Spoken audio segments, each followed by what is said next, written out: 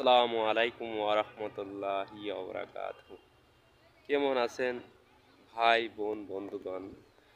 আজ আপনাদের সামনে আমি সমাজের গ্রামীণ সমাজে কি জন্য উন্নয়ন কাজ থেমে যায় সে বিষয়ে একটা ধারণা দেব। আ মনে করেন আপনাদের সমাজে ১০ জন প্রভাবশালী গ্রাম্য মাতব্বর আছে। মনে করেন ৫ জন এদিকে ৫ জন ওদিকে।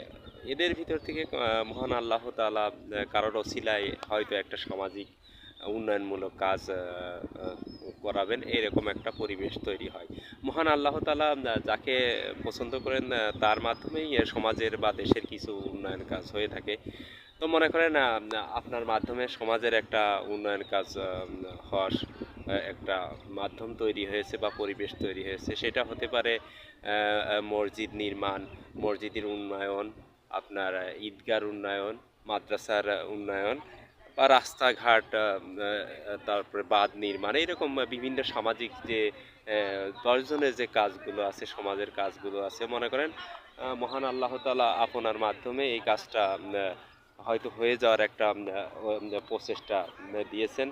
যখন আপনি এই কাজটা করতে যাবেন, আর যে আপনার বিপক্ষ ৫ জন যে মাতব্বর আছে সামাজিক, উনারা আপনার এই কাজটা হতে দেবে না। কারণ কি জানেন?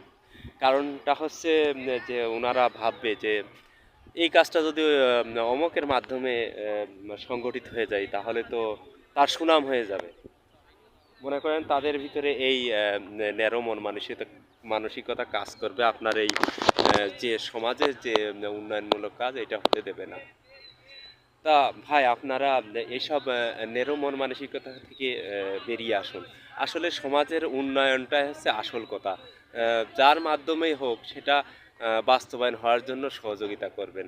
তো আমার অনুরোধ ভাই, গ্রাম্য সমাজে আপনারা যারা এই সমাজের উন্নয়নমূলক কাজকে মানে বাধা দেবেন না, আরও অনুপ্রাণিত করবেন। আহ, আমার কথা ভালো লাগলে সমাজে প্রয়োগ করবেন। সবাইকে ধন্যবাদ।